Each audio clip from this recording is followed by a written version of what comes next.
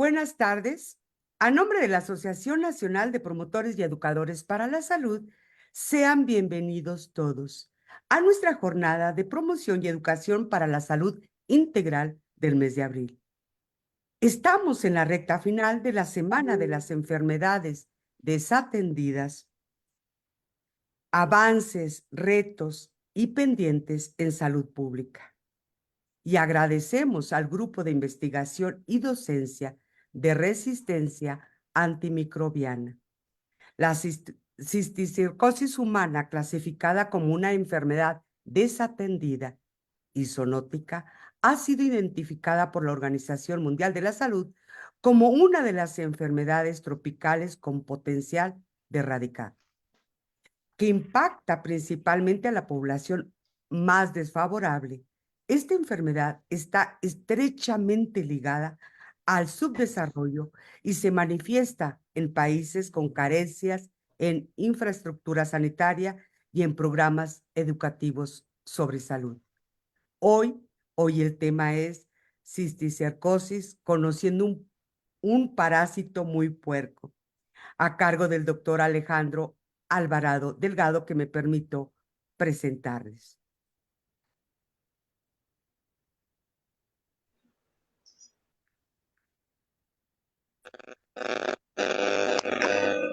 Les encargo, por favor, el micrófono. Él es el doctor Alejandro Alvarado Delgado. Es biólogo por la Universidad Autónoma del Estado de Morelos, maestro en ciencias en enfermedades infecciosas por el Instituto Nacional de Salud Pública, doctor en ciencias biomédicas por la UNAM, investigador en ciencias médicas del Instituto Nacional de Salud Pública desde el 2005.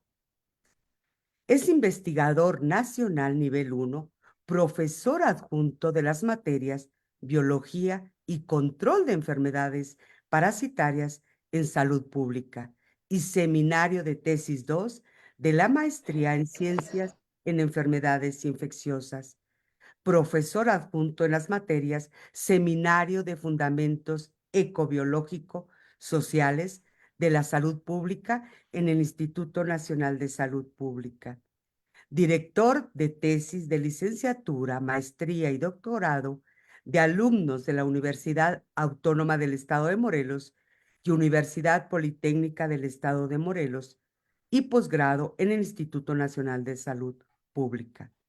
Autor y coautor de artículos científicos publicados en revistas internacionales.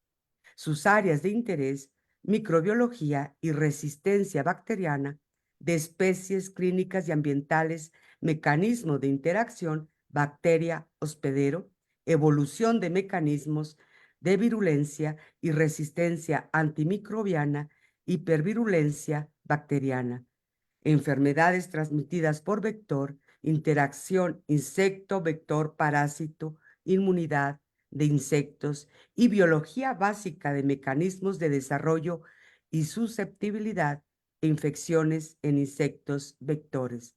Doctor Alvarado, muchísimas gracias por estar aquí en AMPES, su casa. Sea bienvenido. Magali, muchas gracias.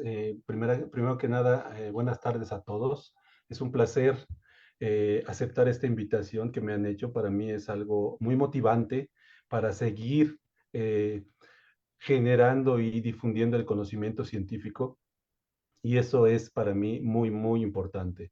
Te agradezco mucho, Magali, la invitación nuevamente. Eh, Vamos a tocar un tema muy interesante de una enfermedad desatendida o obligada. Es un tema fascinante también.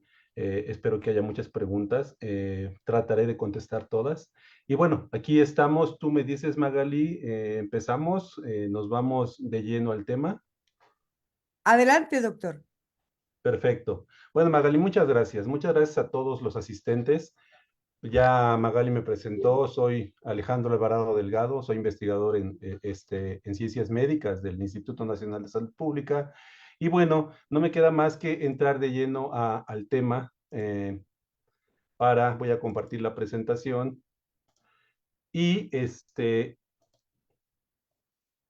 si ven mi presentación, ¿verdad?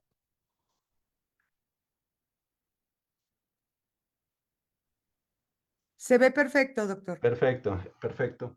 Entonces, como les decía, es un tema bien interesante y el título lo traté de hacer todavía más interesante y atractivo para ustedes. El tema que decidí, el título que decidí para esta ponencia es la cisticercosis, conociendo a un parásito muy puerco. Muy puerco, ¿por qué? Porque estos animalitos juegan un papel muy importante para la transmisión de esta enfermedad. Entonces, haciendo el juego de palabras, creo que se me hacía muy atractivo el título. Entonces, espero que les llame mucho la atención y el tema, sobre todo, les quede, despeje dudas que tengan ustedes durante esta presentación y el conocimiento que ustedes tienen sobre el tema. Ok, bueno, entonces vamos a entrar de lleno a la plática que me toca exponerles a ustedes hoy. La cisticercosis, conociendo a un parásito muy puerco, su servidor Alejandro Alvarado Delgado, tienen mi correo, al final de la presentación también van a tener mis datos, por cualquier duda que quieran consultarme directamente en este momento, después o posterior a la presentación. Voy a hacerles una invitación también a la gente que esté interesada en conocer un poco más del conocimiento científico que generamos aquí en el Instituto Nacional de Salud Pública. Ahorita justo estamos en los procesos de selección de alumnos para los posgrados que tenemos nosotros, entonces también les voy a hacer ahí un par de anuncios para quien quiera, quien esté interesado, quien quiera saber un poco más de lo que hacemos aquí en el Centro de Investigación sobre Enfermedades Infecciosas, ¿ok? Entonces, sin más, pues vamos a entrar al tema. Eh, Dividí el tema un poquito, vamos a tratar de explicar qué es la cisticercosis, quién la produce, por supuesto. Además, tenemos que conocer un poquito, si ustedes preguntan, podemos conocer un poco más sobre la teniasis. La teniasis está de la mano y va de la mano con la cisticercosis. ¿Por qué? Porque es la misma especie bacteriana que produce ambas infecciones. Vamos a tratar de hablar de la importancia que tienen estas enfermedades, tanto la teniasis como la cisticercosis. También vamos a ver la estructura morfológica de los dos bichos, tanto, bueno, me refiero a bichos, tanto del estadio de la fase adulta, que es la tenia, y también el cisticerco. Vamos a tratar de explorar un poquito sobre cada uno de la morfología de estos dos bichos. Vamos a ver los datos también que tenemos en México sobre cómo se ha estado atacando esta enfermedad o este tipo de infecciones y vamos a ver los determinantes que juegan un papel importantísimo en la transmisión de estas infecciones. Finalmente, vamos a tratar de eh, completar o entender un poquito mejor un ciclo de vida de este parásito y vamos a tratar de ver la patogenia, las perspectivas que hay y los procesos que la comunidad científica está tratando de llevar a cabo para buscar soluciones para este tipo de enfermedades, específicamente para la teniasis y la cisticercosis, ¿ok? Entonces, entrando de lleno al tema, vamos a ver, tenemos que definir qué es la cisticercosis. Y la cisticercosis, pues como les decía, es una enfermedad parasitaria. Es una enfermedad parasitaria que ¿quién la causa? Pues el cisticerco. El cisticerco también se conoce con otro nombre un poco más complejo, más técnico, que es el metacéstodo, o también se le conoce como forma larval. ¿Por qué larval? Porque el cisticerco es la larva de la tenia. La tenia, al producir maduración en sus proglótidas, que ahorita las vamos a ver, va a generar huevecillos que van a generar a los cisticercos metacéstodos o formas larvales. Es lo mismo. Cuando ustedes escuchen hablar de estas definiciones, es lo mismo, ¿ok? Y como les decía, este cisticerco va a infectar tejidos diversos de un individuo infectado. En la parte izquierda de la primera diapositiva les estoy mostrando a los cisticercos metacéstodos o formas larvales. En la imagen de en medio estamos viendo un cerdito lleno de cisticercos Y en la parte derecha la imagen muestra los cisticercos que se van a alojar en el corazón de los cerditos. Por eso les decía, y se me hacía muy atractivo el tema de la cisticercosis, conociendo a un parásito muy puerco. ¿Por qué? Porque, insisto, el puerco es un animal, un vector intermediario que juega un papel importantísimo para la transmisión y que se complete el ciclo de vida de este parásito. ¿Ok? Ahora bien, los cisticercos pueden definirse como especie específicos. ¿A qué me refiero con esto? A que los cisticercos afectan a una amplia gama de animales, incluyendo el ser humano, con un alto grado de especificidad. ¿A qué me refiero esto? Entonces, quiero decir que hay cisticercos y tenias que solamente infectan al ser humano. Hay cisticercos y tenias que solamente infectan a este otro tipo de vertebrados, como los animales silvestres, dígase conejos, venados, mascotas como los perros, como los gatos. Entonces, por eso me refiero a que pueden ser especie específicos. Entonces, como les decía, los cisticercos producen cisticercosis, pero ¿quién produce los cisticercos? Esa es una pregunta que también es importante de contestar. Pues los cisticercos los produce la forma adulta del parásito que se llama tenia. Y la tenia se va a alojar en el intestino delgado, específicamente en los duodenos de los vertebrados. Ustedes están viendo en esta imagen que estoy señalando a una tenia que es del tamaño, pues no lo sé, pero generalmente son metros los que miden este tipo de parásitos. ¿Ok? Entonces, esta tenia, como lo vamos a ver más adelante, se va a alojar en el duodeno, en el intestino delgado del hospedero definitivo, que somos nosotros los humanos, y se va a desarrollar. Ustedes no sé si alcancen a ver, pero esta tenia tiene fragmentaciones que se van generando. Al ir madurando y creciendo la tenia, va a generar proglótidos, que son segmentos que van a estar altamente capacitados para tener los órganos sexuales masculinos y femeninos. Y al ir creciendo esta tenia, estos proglótidos van a ir madurando sexualmente y van a poder fecundarse los óvulos y los espermas que tiene cada proglótido, y al irse creciendo esta tenia, los proglótidos grávidos maduros van a ir fecundando y se van a ir liberando con los huevos que van produciendo. Y entonces, cuando el ser humano defeca, ahí se van las proglótidas con los huevos. Esto lo vamos a ver un poquito más a detalle más adelante. Vamos a ver las características morfológicas que tiene este parásito adulto que produce los cisticercos. Entonces, por eso les decía que es importante conocer quién produce los cisticercos que van a generar la cisticercosis. Entonces, el parásito es del género Tenia y básicamente la clasificación se debe a las características morfológicas que presenta este parásito. El filum, este parásito pertenece al filum Platelmitos, que son organismos planos o parásitos planos, a la clase Cestoidea, que son parásitos que son similares o que tienen morfología a una cinta adhesiva, el por eso de Cestoidea. La subclase Eucestoda, que también asegura que la morfología es parecida a una cinta, y así nos vamos, ¿no? Entonces, todo esto es la clasificación del parásito. Al llegar a la especie ya específica de cada uno de estos parásitos, nosotros estamos viendo que la Taenia solium, que es la del cerdo, la que infecta al cerdo, que el cerdo es el hospedero intermediario de Taenia solium, es el que nos va a causar a nosotros estas infecciones que por supuesto van a tener pues algunos resultados negativos hacia nuestra fisiología como ser humano y hacia nuestras ocupaciones, ¿ok?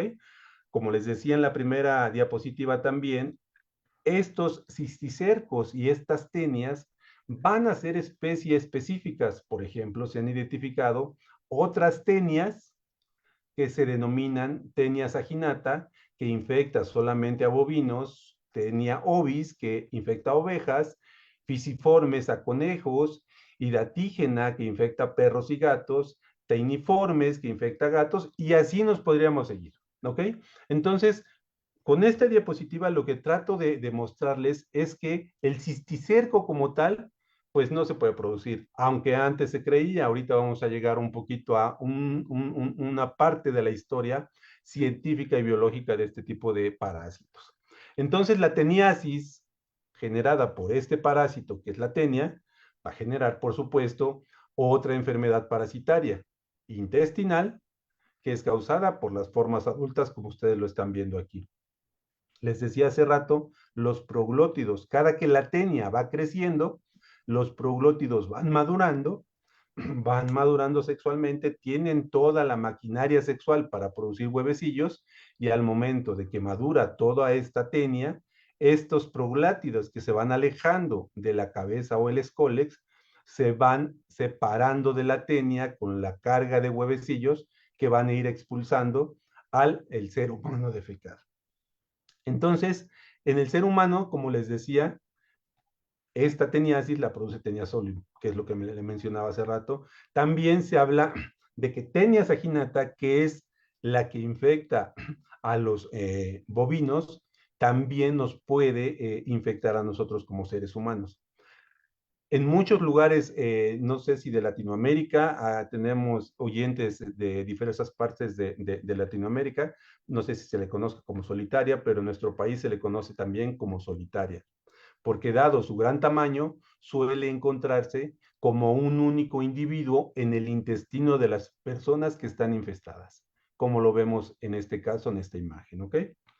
Ahora bien, la teniasis y la cisticercosis, como lo decía Magali en la introducción de esta presentación, por supuesto que son enfermedades que son desatendidas o olvidadas, y como no causan una mortalidad tan intensa como otras enfermedades, pues de repente los países en desarrollo, los países industrializados, pues no le dan como la importancia necesaria. Y nuestros países también latinoamericanos, de repente, como no causan una mortalidad o una morbilidad tan intensa, devastadora, que se vea reflejada en la economía de los países, pues por supuesto, pues no le dan la importancia necesaria y no le invierten los recursos necesarios a este tipo de enfermedades olvidadas, por eso su nombre.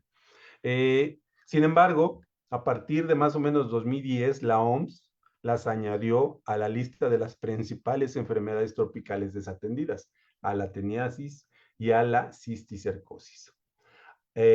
Otro de los puntos que quiero destacar en esta diapositiva es que, por supuesto, van a ser parasitosis que están o que son endémicas de lugares o de países en donde no tenemos los recursos de saneamiento, de salubridad, para tratar de controlar este tipo de infecciones.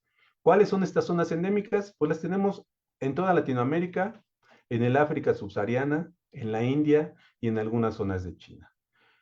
Se conjuntan diversos factores, condiciones climáticas, densidad de población, pocos recursos económicos, infraestructura en salud muy baja, como para que no podamos controlar este tipo de infecciones.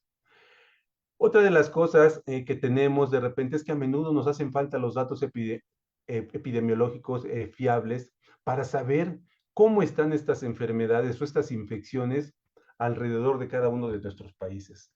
Si bien nuestras secretarías de salud de nuestros países trabajan, de repente nos quedamos cortos a veces en tratar de tener suficiente información epidemiológica. Además de que, por supuesto, hay mucha gente que no se atiende en los hospitales de la Secretaría de Salud, sino que hay veces que ni se atiende. Entonces, por supuesto que debe de haber muchos subregistros, y además, otra de las cosas bien importantes es que este tipo de infecciones pues no causan esas características o sintomatología clínica que sea alarmante. Uno puede estar con cisticercosis en los músculos, en los órganos, por años, sin que nosotros tengamos un síntoma importante que nos diga, vámonos al médico porque esto es importante, ¿ok? Entonces, eso es importante. ¿Cuál La me otra dijiste? cosa importante también es que la OMS a partir de 2015 ha propuesto intensificar el control de la teniasis y de la neurocisticercosis. Ahorita vamos a llegar un poquito a definir las características de los cisticercos que se van a alojar al cerebro y que pueden, ahí sí pueden causar una sintomatología alarmante y que se asocia muchas veces con procesos o enfermedades epilépticas, ¿ok? Uh, Sin embargo, eh, estoy hablando ahorita de que tenemos bien definido y parece bien fácil y sencillo decir, la tenia es la fase adulta, los cisticercos son los hijitos o son las larvas y ellos son los que van a provocar una infección y la tenia va a provocar otra infección. Sin embargo, como todas o la mayoría de las enfermedades, al no tener herramienta tecnológica y científica hace siglos, no hablo de hace siglos, hace años, pues no sabíamos cómo estaban estructurados morfológicamente, cuál era el ciclo de vida de este tipo de parásitos, no sabíamos nada. Imagínense ustedes hace siglos, incluso antes de Cristo, como lo estoy poniendo aquí, ¿no? Se pensaba que la tenia y el cisticerco eran dos parásitos diferentes. Y al pensar que la tenia era un parásito diferente al cisticerco, por ahí el siglo XIX, principios del siglo XX, se pensó que el cisticerco era un individuo o un parásito diferente, tanto así que científicamente lo clasificaron como Cisticercus celulose. Me regreso un poquito, eh, por supuesto, los grandes pensadores filosóficos como Aristóteles y como Plinio ya empezaban a identificar este tipo de parásitos, los cisticercos, en la lengua y en los músculos de los cerdos. Sin embargo, insisto, no tenían las herramientas ni la tecnología como para definir y explorar morfológicamente cada uno de estos parásitos. En el año 2579 a.C., Plinio el Viejo, que era también un filósofo, un biólogo, dice, bueno, este parásito, la tenia, que era muy común verla en esos tiempos, dice, esto se parece a una cinta, a una banda, y le da como esta característica y las empiezan a clasificar, por supuesto, ¿no? La biología siempre ha tratado de entender cómo se estructuran, cómo se reproducen, cómo es la vida de cada uno de los organismos que habitan nuestro mundo, ¿no? Nuestro planeta.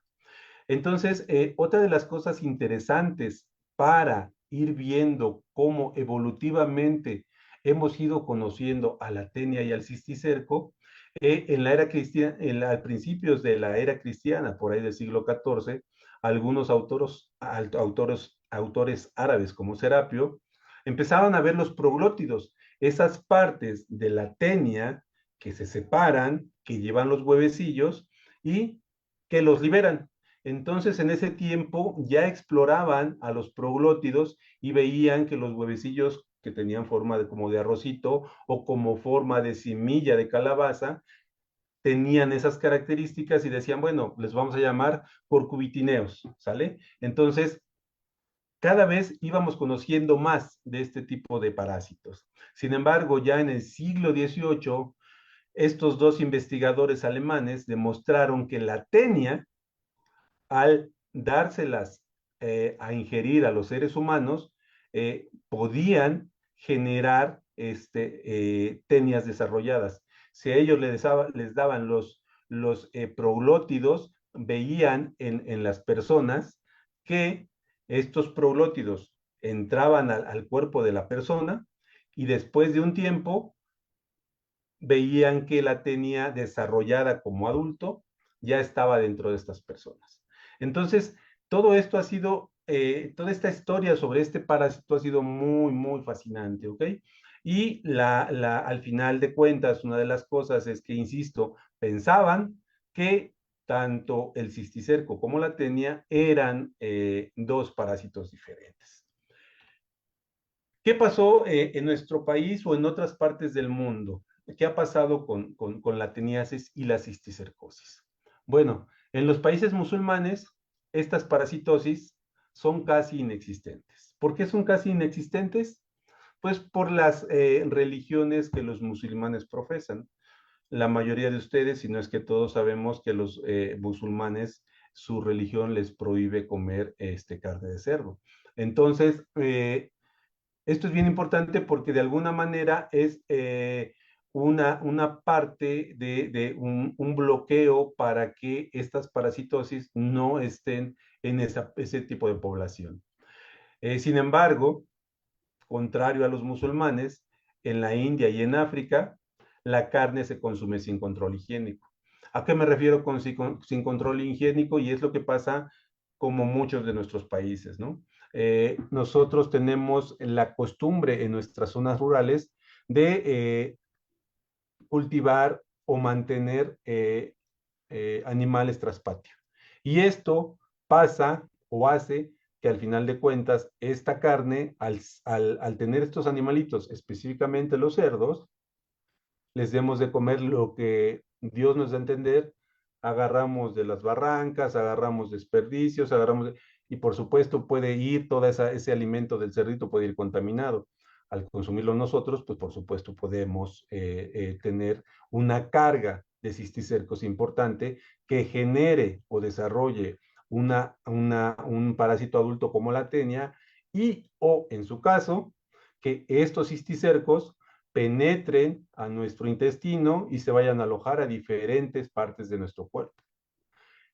Otra de las cosas es que, por ejemplo, la entrada de inmigrantes que ha ocurrido masivamente hacia los Estados Unidos o hacia la Unión Europea o hacia países asiáticos que tienen una emergencia económica importante, pues está lleno de inmigrantes y estos inmigrantes llevan sus costumbres alimentarias, sus tradiciones y por supuesto, aunque no son países endémicos de este tipo de parasitosis, al final de cuentas podemos encontrar algunos casos de este tipo de parasitosis en estos países. En nuestro país, como les decía, el primer informe que surgió sobre una cisticercosis humana se publicó en 1901. Y esto fue un paciente que venía de Cuba, que murió en un hospital psiquiátrico y que fue diagnosticado inicialmente con alcoholismo y o tuberculosis. Pero ya para 1938 el primer caso de cisticercosis cerebral en México ocurrió y se reportó, se me fue ahorita el hospital, pero se reportó en este hospital mexicano en el año 38, 1938, y fue el primer caso relevante. ¿Cómo se dieron cuenta? Pues por supuesto, los ataques epilépticos de esta persona, hacer estudios, diagnosticar qué tipo de parásitos pudieran tener, que fue cómo se fue elucidando estos primeros casos de neurocisticercosis. ¿Ok? ¿Qué está pasando entonces en la teniasis y la cisticercosis en el mundo? Pues bueno, estos dos mapas los que nos indican es qué tan endémicos han sido los países de todo el globo terráqueo. Y aquí quiero resaltar, por ejemplo, nuestro país. En 2015, Tenia Solium, lo teníamos por supuesto, y nos catalogaba la OMS como un país endémico, como muchos de nuestros países hermanos de Latinoamérica, ¿ok? Sin embargo, en 2022, nosotros pasamos o dejamos de ser un país endémico en teniasis y cisticercosis y pasamos a ser un país sospechoso de endemicidad. ¿Y por qué sospechoso? Porque los casos, la OMS junto con la OPS, junto con la Secretaría de Salud, han empezado a trabajar mucho para tratar de darle la importancia y tratar de resolver los problemas que estas enfermedades olvidadas, incluidas estas dos, la teniasis y cisticercosis, tienen en nuestra población, sobre todo en las zonas rurales, ¿ok? Ustedes ven también, nuestro país, insisto, pasó de ser endémico a, a ser sospechoso endémico. Ojo, no quiero decir que estamos libres de estas infecciones. Lo que quiero decir es que tenemos que seguir trabajando para que realmente en algún momento podamos decir que estas enfermedades o estas infecciones no están presentes en nuestro país y el resto de los países hermanos de Latinoamérica. Entonces, básicamente, esto es lo que les quiero mostrar. Por supuesto, la prevalencia de estas infecciones está relacionada con los malos hábitos y las condiciones sanitarias. También se reporta y se dice que el 30% de los casos de epilepsia de muchas zonas de estos países, el 30% de los casos de epilepsia se asocian a las infecciones por neurocisticercosis. Y más del 80% de las personas que tienen epilepsia presentan estos parásitos. 8 de cada 10 personas que tienen epilepsia tienen parásitos o cisticercos en el sistema nervioso, específicamente en el cerebro. ¿Ok? Entonces, también un dato interesante que quería mostrarles en esta diapositiva es que alrededor, más o menos 50 millones de personas en todo el mundo sufren por epilepsia. Eso quiere decir que si son 50 millones de personas afectadas en el mundo por epilepsia, el 80% de estas personas podría tener cisticercosis cerebral. Eso es lo importante. Eso es lo que les quería mostrar con esta diapositiva. Quiero pasar la siguiente, pero no me deja. No se me desesperen. Se trabó mi computadora. Ok. Ahora bien, los determinantes y factores de riesgo. Como someramente ahorita ya les he platicado, cuáles son aquellos determinantes y factores de riesgos que aumentan o potencian los riesgos para adquirir una de estas dos infecciones, es el consumo de carne de cerdo no inspeccionada. ¿A qué me refiero con esto? Insisto, en muchas de nuestras zonas rurales estamos acostumbrados por la pobreza, por las costumbres, por las tradiciones, por las necesidades, por lo que ustedes quieran, de tener animalitos entre gallinas, chivos, ovejas, cerdos, becerros. En este caso nos detenemos en los cerditos. E insisto, los malos hábitos de comer esta carne que no está certificada e inspeccionada. Ustedes se van a un súper importante, van a encontrar carne certificada que está libre de cisticercos. Pero si ustedes se van a una fiesta de pueblo en algún municipio, pueden ver esto. Y no sabemos con qué estuvo o cómo se alimentó este animalito para llegar a este tamaño. Y vean las condiciones en las que lo estamos sacrificando. Entonces, esta no es carne de cerdo certificada. Las otras condiciones, ¿cuáles? Pues que de repente, desafortunadamente, insisto, en nuestras comunidades rurales tenemos pobreza extrema, pues que no nos permite tener las condiciones sanitarias necesarias, básicas, para lograr estándares de salud mínimos necesarios que la OMS, la OPS y nuestras secretarías de salud nos indican. Vean ustedes aquí, bueno, la casita, el cerdito por aquí, el cerdito comiendo, pues, lo que ustedes se imaginen. Y, por supuesto, la defecación al aire libre, alimentamos o regamos nuestras plantitas o nuestras hortalizas con aguas no tratadas.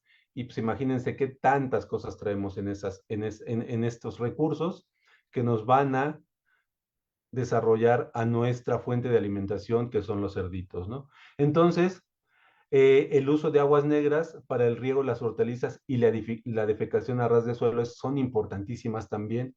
¿Por qué? Porque muchos de estos animalitos andan libres y comen lo que se les atraviesa, ¿no? Entonces, son determinantes que potencian la infección en el hospedero intermediario.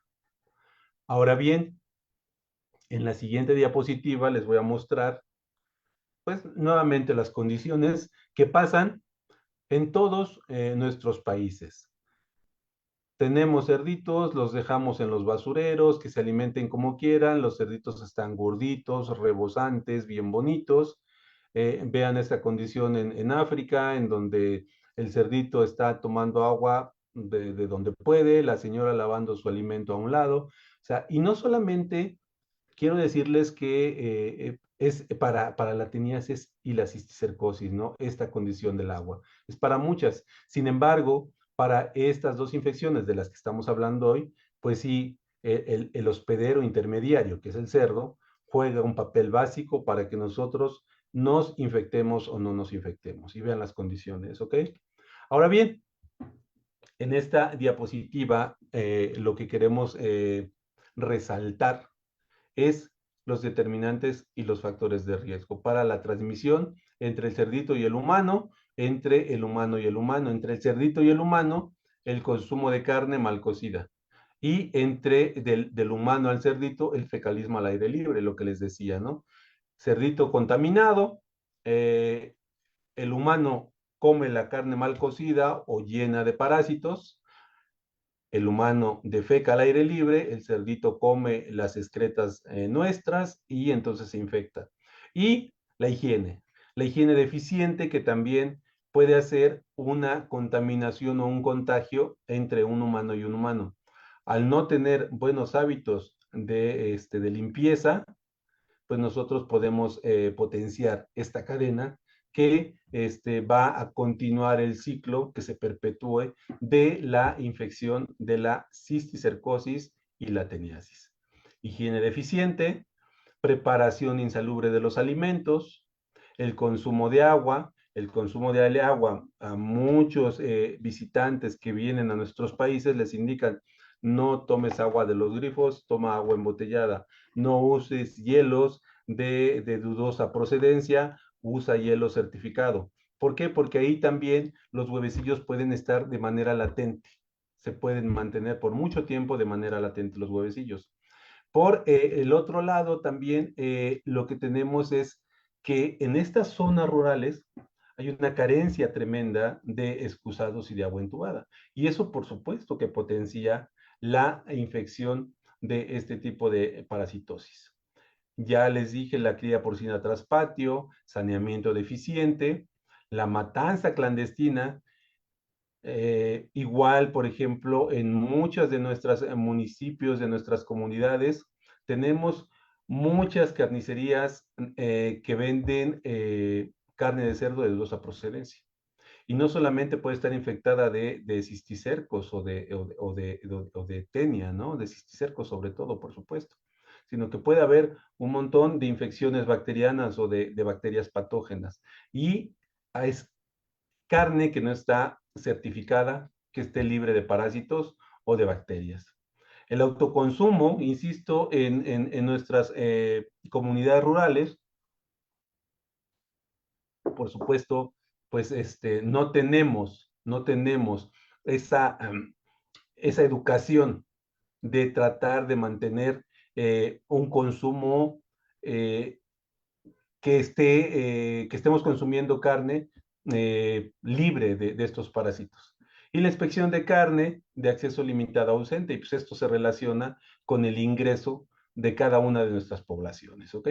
Entonces, básicamente las determinantes de toda esta transmisión de estas infecciones está dada por estos factores, ¿ok?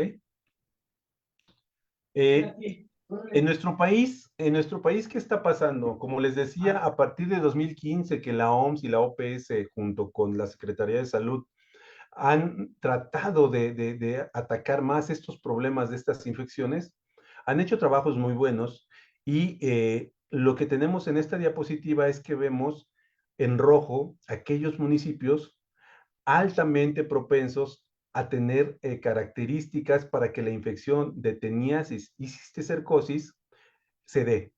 Y que también en estos municipios que están señalados en rojo, de varios lugares, son municipios que tienen cisticercosis y teniasis y que son prioritarios para nuestros gobiernos o nuestro gobierno específicamente federal y estatales atacar este tipo de infecciones, como ustedes lo ven.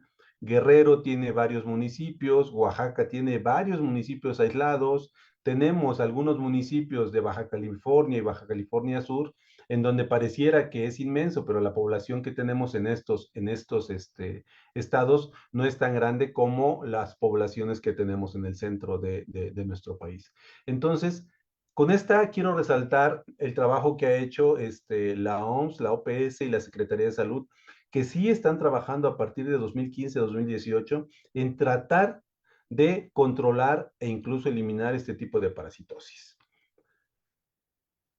Ok, entonces ya estuve hablando de la teniasis y la cisticercosis.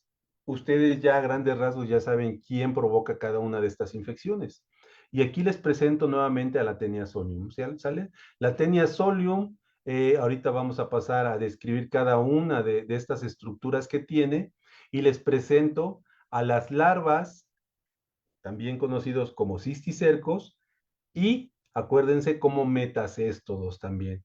Y esto que vemos aquí como un huevito o como un granito de arroz es un cisticerco que adentro va a tener a este parásito potencialmente que va a desarrollar hasta este estadio, ¿ok? Estadio adulto. ¿Quién lo provoca? Pues Taenia solium y las larvas, ¿ok? ¿Quién provoca estas dos infecciones? Vamos a conocer un poquito. Ahora sí, aquí está. Vamos a conocer un poquito de la morfología de Taenia solium, como les decía. La Taenia solium la podemos describir en tres partes principalmente. La cabeza, que es esta que ustedes ven, que yo les digo a mis alumnos de repente que parece un, eh, un casco de buzo de aquellas épocas de Julio Verne, donde describe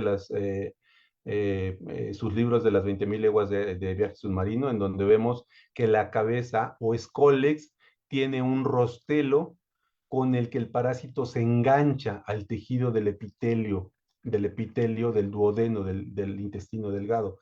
Tiene un rostelo, se llama rostelo, y tiene unos ganchitos.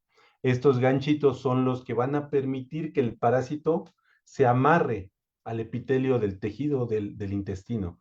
Y lo que quiero que vean es que esta cabecita del parásito, en esta micrografía electrónica, vean cómo aquí vemos las ventosas, que son estas, las ventosas que ocupa también el parásito para adherirse, y vean cómo están las ventosas y vean a los ganchitos cómo están reconociendo el epitelio. Esta es una micrografía electrónica de una tenia en un ratoncito, cómo se está adhiriendo bien. Y es lo fascinante de la investigación científica que nosotros generamos. Nosotros no generamos esto, por supuesto, este es de un investigador francés, si no mal recuerdo, del 98, pero vean lo hermoso que se ve. Digo hermoso científicamente hablando, porque socialmente y médicamente, pues no es tan bonito, ¿verdad? Ver esto. Pero vean también cómo los ganchos aquí se están adhiriendo al tejido del epitelio del intestino. Y esto es lo fascinante para nosotros como investigadores, como biólogos, como generadores de conocimiento científico y encontrar los procesos. No me voy a meter en qué proteínas se expresan aquí para interactuar con sus ligandos o sus receptores. No, no lo voy a decir eso, no me voy a meter tanto a eso, pero sí es lo bonito que quiero que vean. Aquí en esta foto también ustedes pueden ver a la cabeza o el escólex de la tenia y los ganchitos, ¿ok? Entonces, esta cabeza o este ganchito de la tenia en su forma adulta va a ir generando un cuello y este cuello va a generar, como les decía al principio, los proglótides inmaduros. Si ustedes los ven, son más delgaditos los proglótides inmaduros, pero conforme la tenia va creciendo y va pasando el tiempo, estos proglótides se van a ir haciendo más grandes. Y cada uno de estos proglótides, como les decía, tiene la maquinaria sexual masculina y femenina para generar huevos grávidos que al momento de que estos proglótidos se desprenden de la tenia adulta, van a salir con las heces de la persona y van a generar, a liberar los huevos. Y esos huevos quedan en el ambiente y son cuando el cerdito o los animalitos vienen, se los comen y entran a su aparato digestivo y continúan con el ciclo del parásito. ¿Ok? Entonces, como les decía, cada uno de estos son los proglótides que se van a ir desprendiendo y que se van a generar aquí los huevecillos dentro de cada uno de estos proglótides. ¿Cuántos huevecillos se generan en cada uno de estos proglótides? Se habla desde 30,000, 40,000 hasta 60,000, 80,000 huevecillos que cada proglótide puede generar. ¿Cada cuánto se desprende uno de estos proglótides? Se desprenden más o menos en promedio, más o menos, varía mucho por las características de la persona, de la tenia, etcétera, etcétera, pero se pueden liberar desde 5 hasta 10 al día de cada uno de estos proglótides. ¿Ok? Entonces, si decimos que son 10 y se generan 60,000 huevecillos, imagínense todos los que pueden salir de cada uno de ellos, ¿ok? Entonces, esto es, ¿y cuánto tarda en desarrollar esta tenia desde que llega y se reconoce y se pega, se ancla en el intestino del ser humano? Pues pueden pasar se habla desde 2 hasta 4 meses de que la tenia puede empezar a generar esto, de los proglótides grávidos, que se generan los huevecillos y se salen.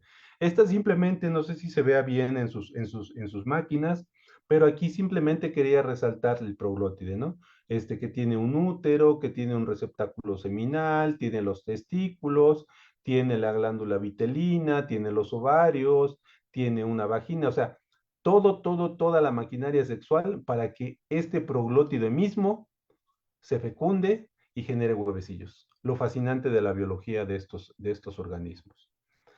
Ahora bien, ¿cuál es la longitud de cada una de estas tenias? La tenia solium se habla de que se han encontrado longitudes de este parásito adulto desde 2 hasta 4 metros en el intestino. Imagínense ustedes 4 metros de un parásito dentro de un intestino de nosotros. O sea, eso es increíble. Pero también se habla de que puede ir hasta 5 o hasta 8 metros. O sea, no es un estándar de que obligadamente miden 2, sino que a lo mejor es una tenia que está absorbiendo los nutrientes de su hospedador definitivo, el ser humano, que los está absorbiendo tan eficientemente que puede crecer hasta tener 8 metros. Y lo fascinante de esto es que como básicamente nosotros no tenemos síntomas de cuando esta tenia está hospedada dentro de nuestro intestino, pues esta cosa puede vivir hasta 10, 15, 20 años allá dentro de nosotros, sin que nosotros nos demos cuenta de nada, ¿ok? La unión, pues aquí les pongo que son los discos y los ganchos. Los discos o las ventosas que son estas y los ganchitos que son estos. Esta es la cabeza que se va a unir al epitelio intestinal del ser humano, del intestino. Hay otra tenia saginata, no la puse para no confundirlos a todos ustedes, pero la tenia saginata, al contrario de tenia solium, no tiene estos ganchos, no tiene este rostelo, pero sí tiene estos discos, ¿ok? Entonces, eso es lo importante. Las proglótides que genera, que yo les decía hace un momento, las proglótides, recuerden, son cada uno de estos segmentos. Las proglótides son de forma alargada, alargados pero angostos o pequeños, y las ramas uterinas me estoy refiriendo a estas ramitas uterinas que se ven aquí, que tienen entre 5 o 15 ramificaciones. Estas ramas, por supuesto, van a jugar un papel importante en la generación de los óvulos de cada uno de los ovarios que se van generando y de la fecundación para generar los huevos, ¿ok? Me regreso un poquito rápidamente para mencionarles ahora sí lo que les decía hace un momento de la tenia solium, que es la del cerdito y la que es comúnmente que nos infecte, y la Tenia saginata. Solamente quería que vieran la diferencia que puede haber en la cabeza de este tipo de parásitos. La Tenia solium, que nos afecta mucho a nosotros, tiene estos ganchos para adherirse y las ventosas.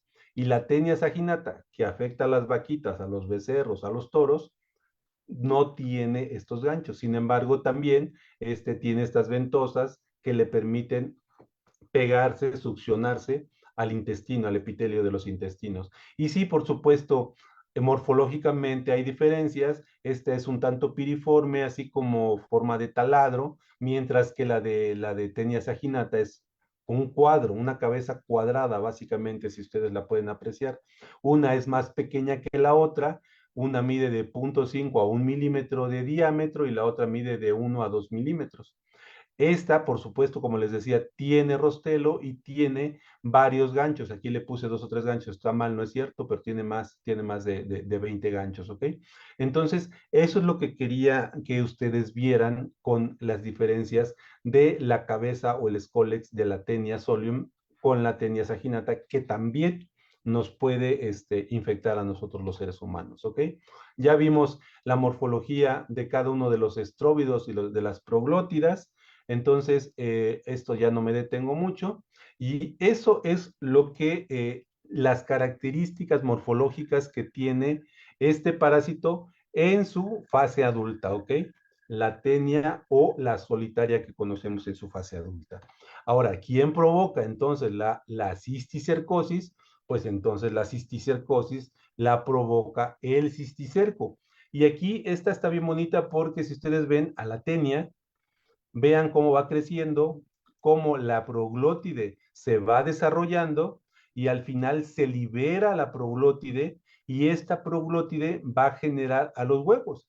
Y los huevos, imagínense ustedes un huevo de gallina, un huevo de un ave, que va a salir el huevo ya listo para empezar a desarrollar a la larva o al organismo interno, ¿no? Entonces el huevo va a generar, como ustedes ven aquí, la cabeza del parásito ya listo, desarrollado, para que en su momento, cuando este huevo reviente, se genere la larva, el cisticerco o el metacéstodo, ¿ok? Entonces, básicamente, aquí les puse muchas imágenes, pero creo que esta me gusta para que quede bien claro y explícito lo que es. En esta imagen del lado izquierdo de la pantalla, a colores, lo que ustedes ven las características de los huevos, de cómo se van desarrollando y cómo este, este, este eh, parásito potencialmente adulto se puede ir generando, ¿ok?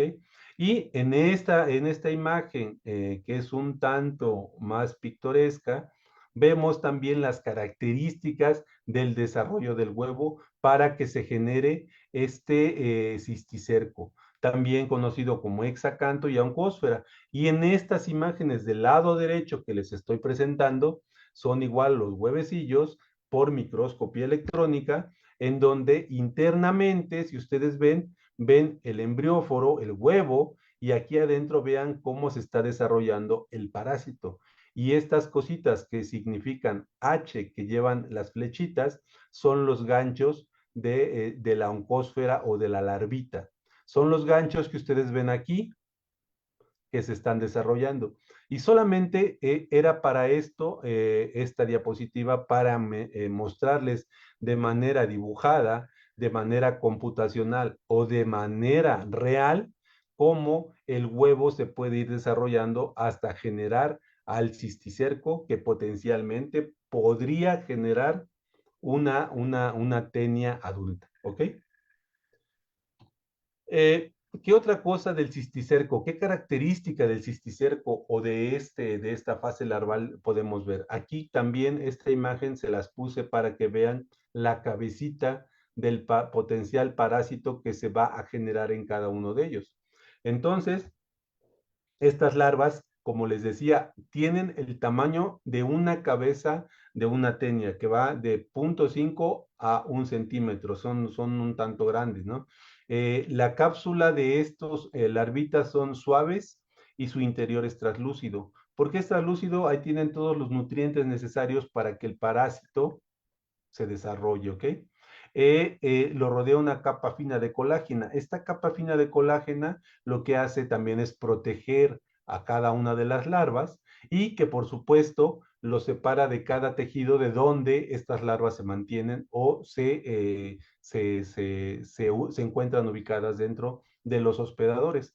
Y dependiendo del lugar donde se alojen estas larvas pueden ser como un tanto alargadas o pueden ser como un tanto lenticulares, ¿no? En el tejido subcutáneo o en el tejido muscular. Ah, hace rato les mencionaba que estas larvas tienen la capacidad de, una vez que entran al intestino y al estómago de nosotros, nuestros jugos, nuestras enzimas proteolíticas las pueden destruir y o otras pueden liberar a los metacéstodos, a los cisticerquitos. Y esos, entonces, lo que pueden hacer es o bien irse al tejido muscular o al tejido subcutáneo. ¿Cómo lo logran esto? Atraviesan el epitelio intestinal, lo atraviesan, evaden la respuesta inmune que nosotros generamos y después de esto se van y reconocen a todos los ganglios linfáticos para que pasen también al torrente sanguíneo y del torrente sanguíneo se empiecen a distribuir a los órganos como al corazón, al hígado, al tejido muscular, a los ojos, a donde ustedes quieran, incluso al cerebro, ¿ok? Entonces, esto que les quiero decir es que generalmente una cisticercosis que nosotros presentemos en algún tejido o en algún músculo, muy difícilmente a corto plazo nos va a dar una sintomatología alarmante. Sin embargo, si los cisticercos se van al sistema nervioso central, ahí es donde nosotros podemos tener ataques epilépticos. Y el por eso que les mencionaba de esta relación de la epilepsia con la presencia de los cisticercos en el cerebro de las personas.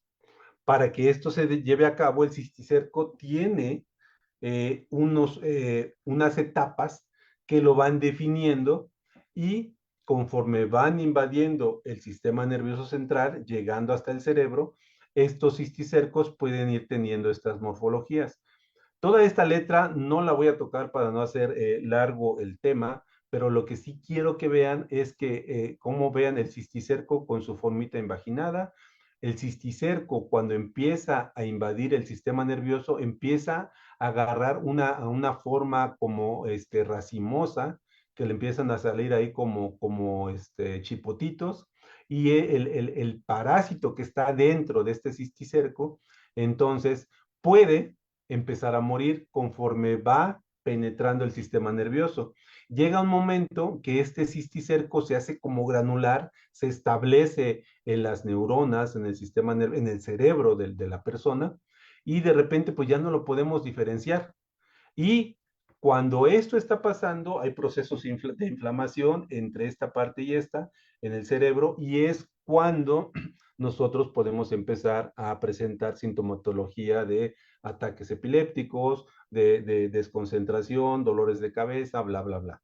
Y al final de cuentos hay una etapa nodular o calcificada, en donde el cisticerco, como ya no está vivo, ya empieza a morir, se mantiene, se calcifica dentro del cerebro.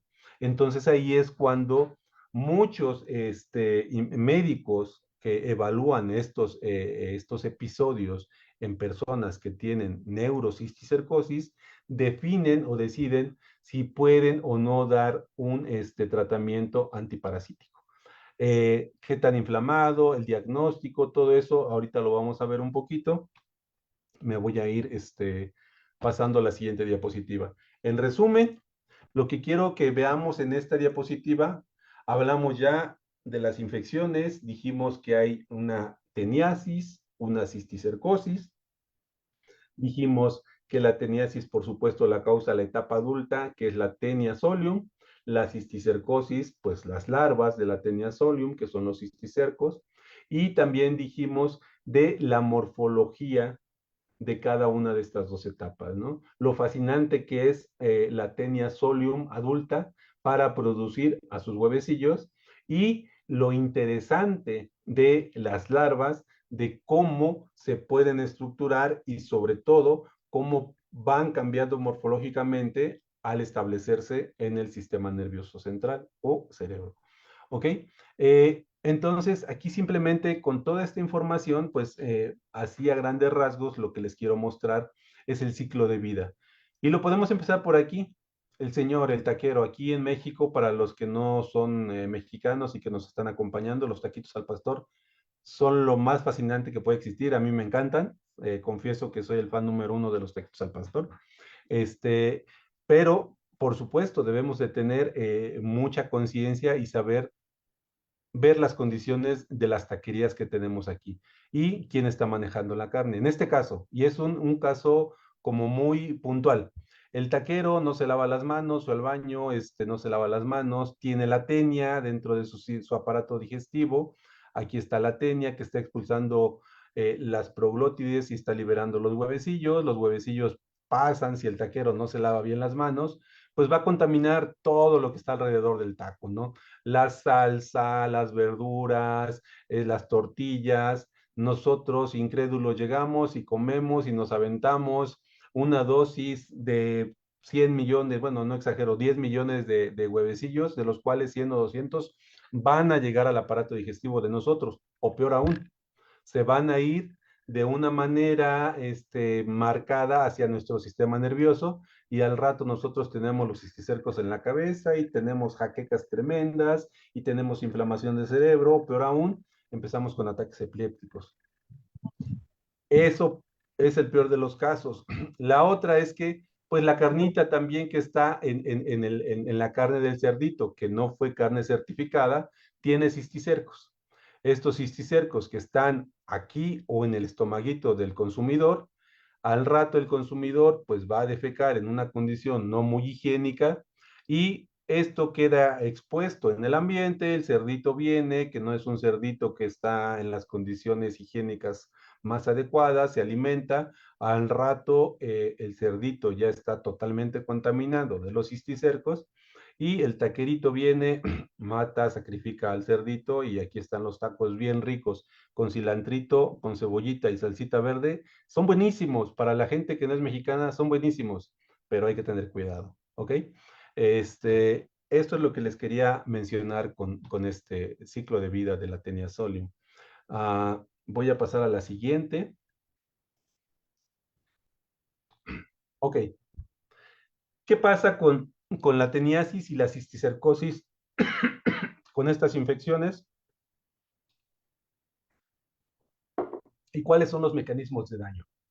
Si bien les decía, para tener una tenia, la tenia puede vivir X años en nuestra pancita, en nuestro intestino. Y podemos vivir con ella, no pasa nada, no me causa más que me quitan mis nutrientes, yo sigo flaquito, no crezco, estoy pues tanto anémico, raquítico, pero de ahí no pasa, no me voy a morir, voy a aguantarme 20, 30 años.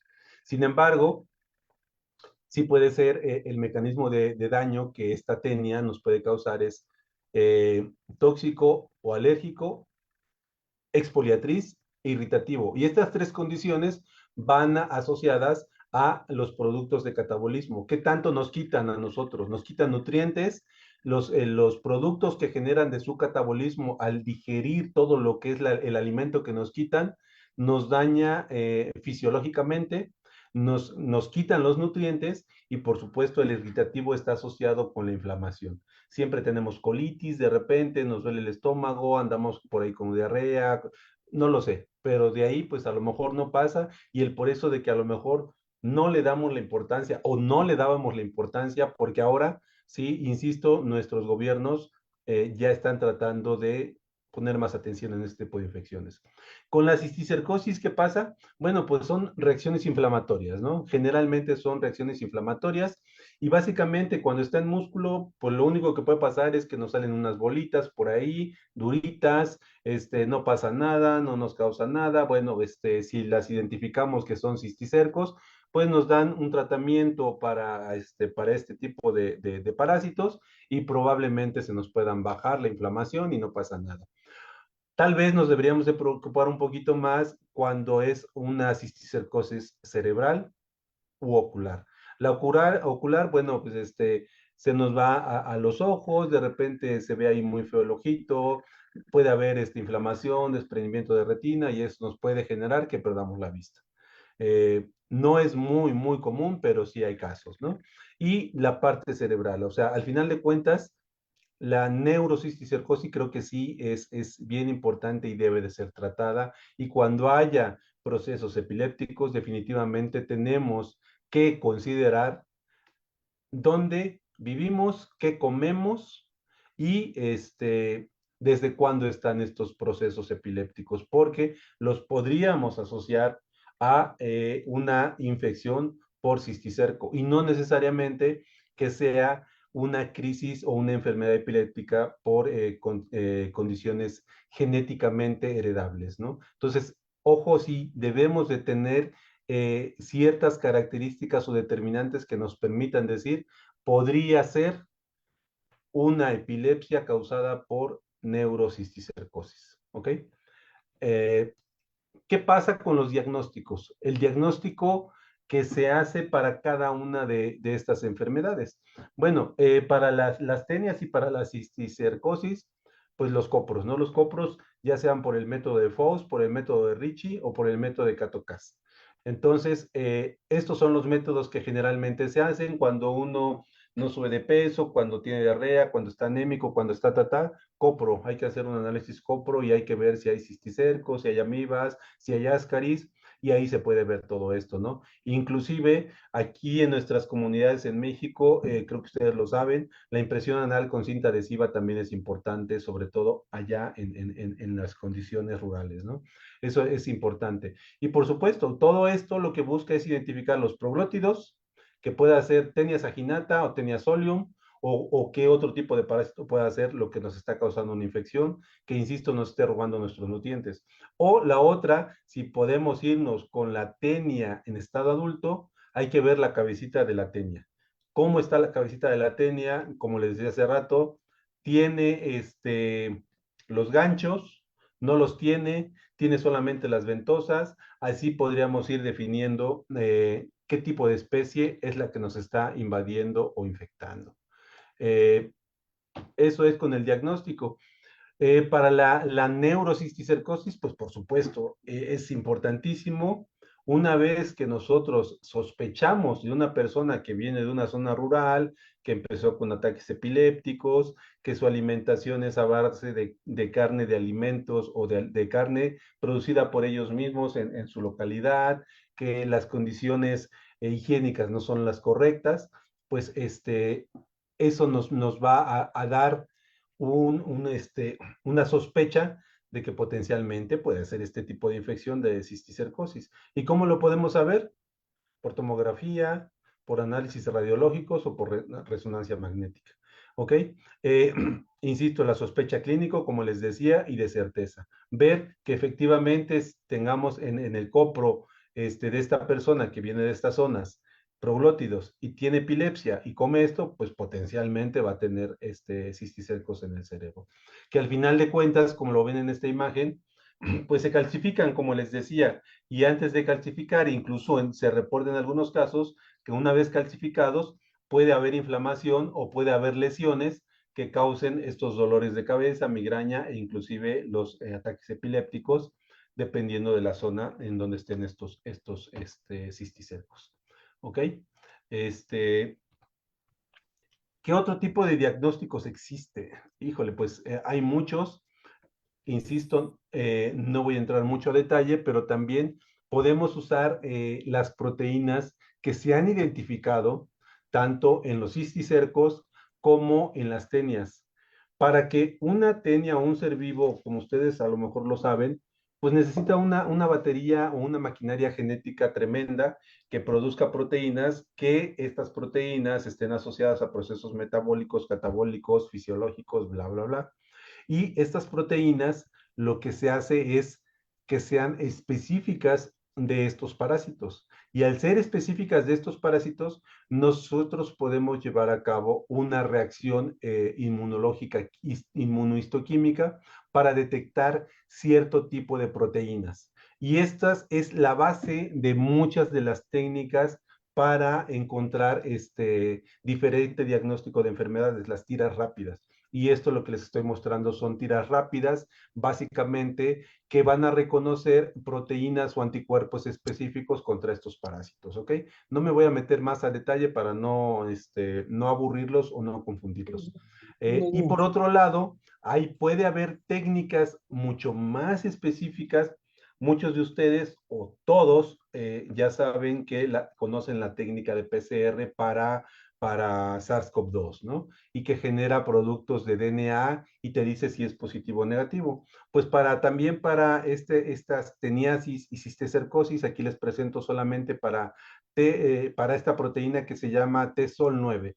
Esta proteína o este fragmento de un gen que va a producir una proteína, pues lo que vemos aquí son muestras de diferentes personas en donde se amplifica ese fragmentito de ese gen y vemos si son positivas o no. Es el principio de muchas técnicas, inclusive de la PCR de SARS-CoV. Así se los dejo nada más, pero lo que quería es que ustedes se lleven que no nada más hay técnicas de microscopía, sino que hay técnicas inmunológicas y moleculares que también nos permiten diagnosticar este tipo de enfermedades, ¿ok? Eh, ya vamos a terminar, no se me desesperen. Aquí les presento nada más anticuerpos que se han detectado, anticisticerco o antígenos parasitarios.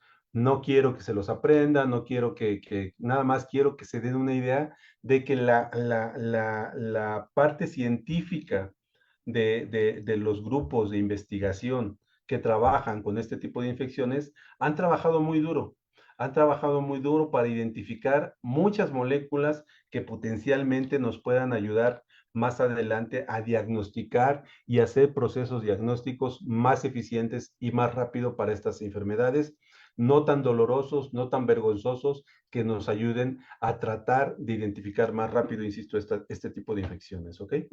Los tratamientos para tanto la teniasis y cisticercosis, pues aquí los vemos. Y todos marcan a la fecha el praziquantel, el albendazol y el mebendazol.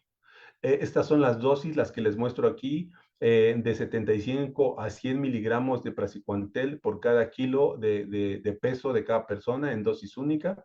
Les muestro los mecanismos de acción. Ustedes saben que todos los antiparasitarios y todos los antibacterianos tienen ciertos mecanismos de acción que hacen que la maquinaria proteica o genética o fisiológica de estos parásitos se vea afectada y al final de cuentas los parásitos se mueran. En este caso, el praziquantel le pega a la permeabilidad de la membrana y hace que se desintegre el tegumento. El tegumento es la capa que recubre al parásito. Y al no haber tegumento, pues queda más propenso el parásito a ser degradado por la respuesta inmune de nuestros cuerpos. El albendazol es igual, lo que hace el albendazol también, antes de lo que hace son 400 miligramos por 3 días y se repite y eliminamos al parásito. Y el mebendazol son 100 miligramos cada 2 horas por 4 días. El albendazol lo que hace es que limita al parásito a adquirir la glucosa de nuestro cuerpo. Al no adquirir la glucosa de nuestro cuerpo, el parásito muere. Así en pocas palabras. Y el mebendazol lo que hace es, se pega a la tubulina. La tubulina es una proteína que le ayuda a la estructura morfológica del parásito. Al pegarse el mebendazol a la tubulina, esta ya no tiene polimerización o síntesis, ya no se produce la tubulina y por lo tanto también los microtúbulos de cada una de las vesículas que tiene cada uno de los parásitos hace que el parásito muera, en general y a grandes rasgos, ¿ok? Y otra de las cosas que les quería mostrar, las medidas profilácticas.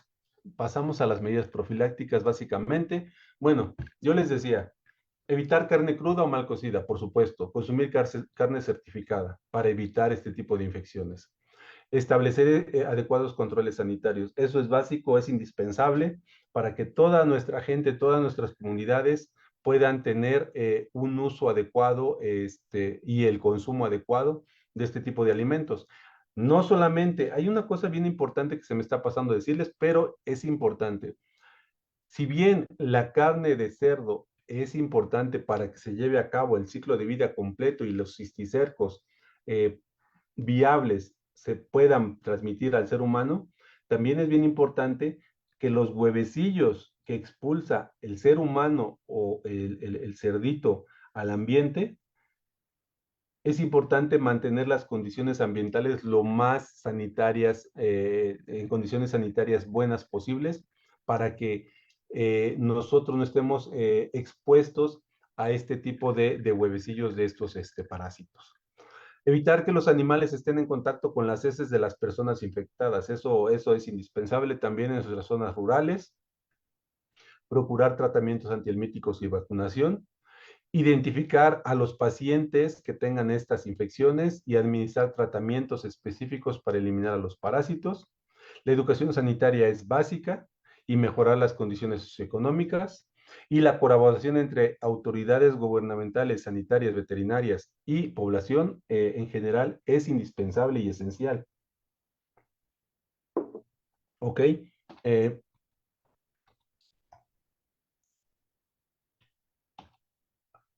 para finalizar, como les decía hace un ratito, eh, por supuesto que la comunidad científica está trabajando en generar vacunas.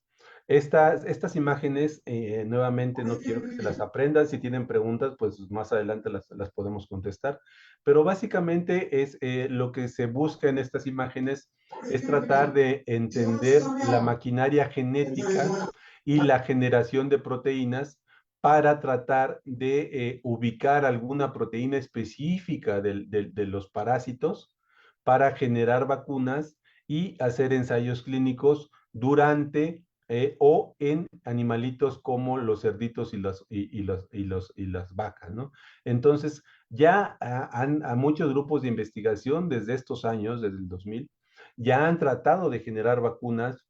Sí ha habido ahí como que algunos efectos benéficos, por ejemplo, cerditos, en este caso son vacas y cerditos que son vacunados, en donde los vacunan y ven que a los vacunados la prevalencia de los cisticercos es menor que en los no vacunados. Entonces, hay una protección intensa, una protección importante contra estas infecciones.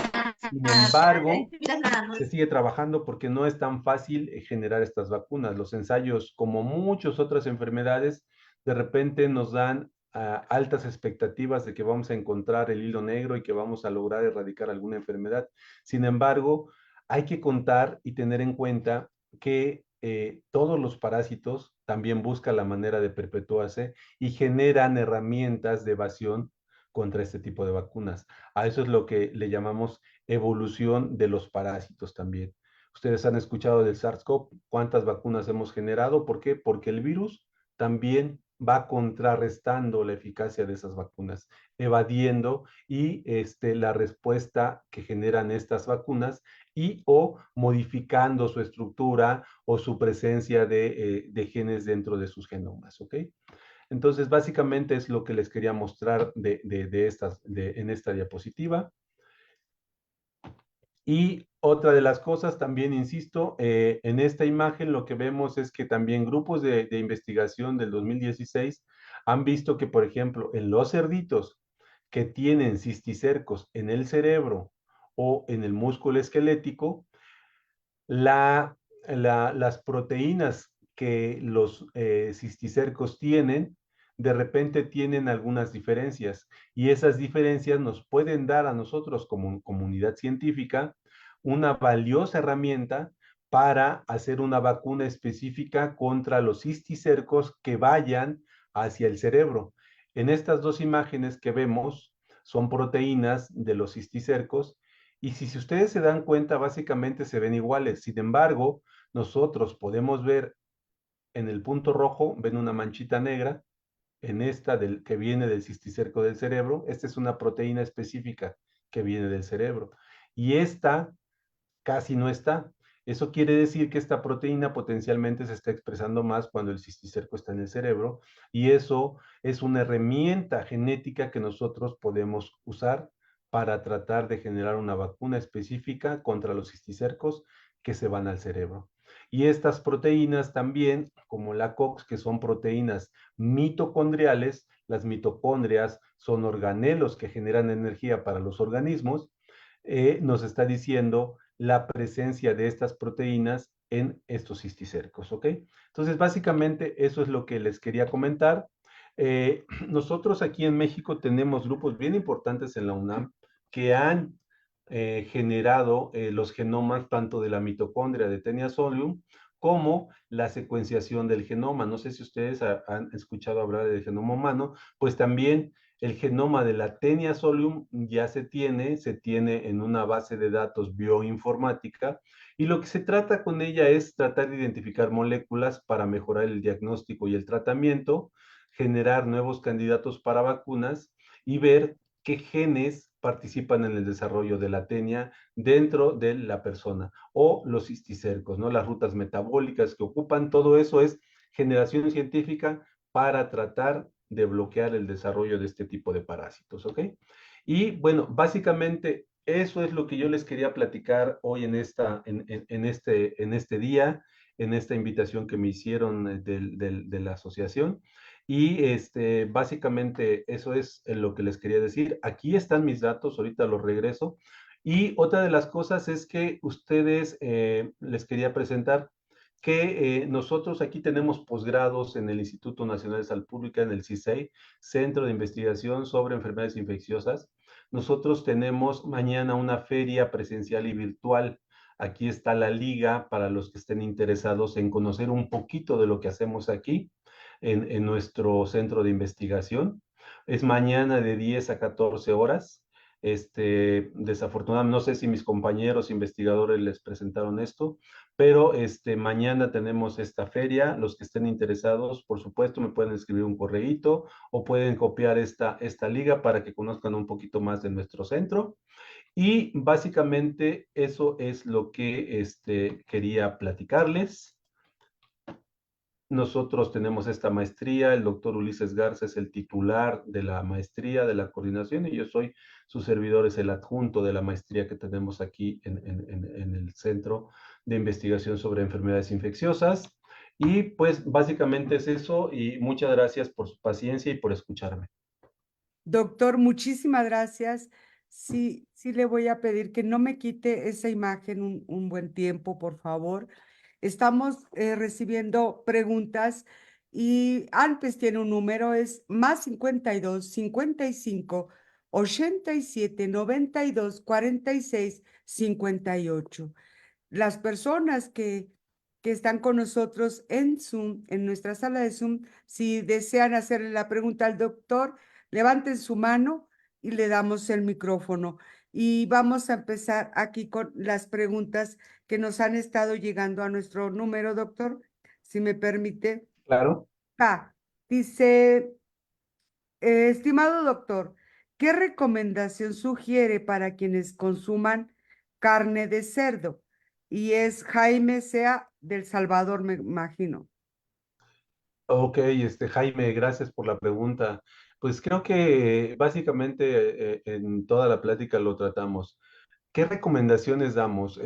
Insisto, es difícil tratar de que toda la población tenga acceso a una alimentación sana y sobre todo certificada.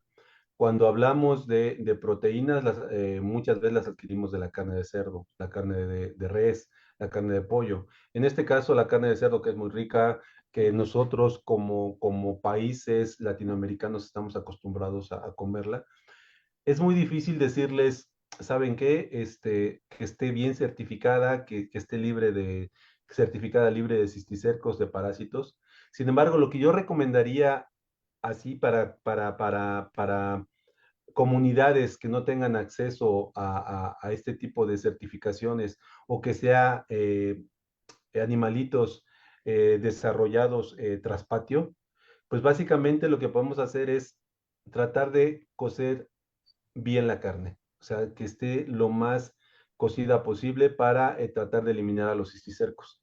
Eso es lo que yo recomendaría, no consumir carne cruda, o como decimos muchas veces, término medio, o término tres cuartos, más bien bien cocida. ¿Por qué? Porque se ha visto que el cisticerco aguanta temperaturas de hasta 60, 70 grados centígrados. Entonces, si la ponemos a cocer a 80, 90 grados y bien cocida, pues yo creo que esto va a reducir mucho lo que es la infección o la potencial infección.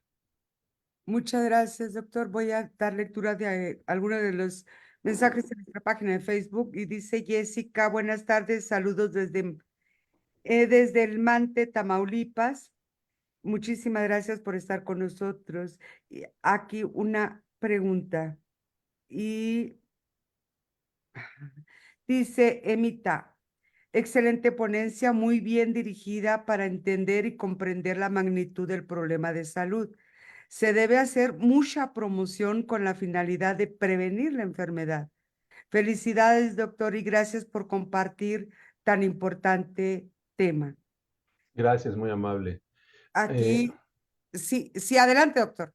no, no, adelante, por favor, Magali, si quieres completar Es que son muchas preguntas, doctor, sí. entonces voy a tratar de... Si no se pueden todas las que tú creas y si quieren hacerme llegar preguntas a mi correo electrónico, con gusto las puedo ir contestando durante el día de mañana. Si no, pues ahorita no sé cuántas sean, pero adelante, Magali. Bueno, aquí vamos a dar lectura a las que han dejado en nuestra sala de Zoom. Y dice Orlando, la carne de puerco es la más sabrosa, pero la más cochina. Y Silvia Mabel le pregunta, buenas noches, doctor Jano. Mi pregunta es, ¿cuáles son las implicaciones socioeconómicas y de salud pública más desafiantes asociados con la cisticercosis en regiones endémicas? ¿Y cómo podrán abordarse de manera efectiva desde una perspectiva de salud global? ¿Y Sí, cuáles son varias, la misma, ok, y ok. cuáles son las principales estrategias de prevención y control de la cisticercosis, considerando los desafíos socioeconómicos y de la salud pública en áreas endémicas? Mabel, ¿verdad? Es la que Sí. pregunta. Gracias, Mabel. Son muchas preguntas, bien interesantes, por supuesto, que hasta ya se me olvidaron, pero voy a Te tratar. la digo, doctor. Sí, Voy a hacer un de resumen. una por una, Sí. porque sí.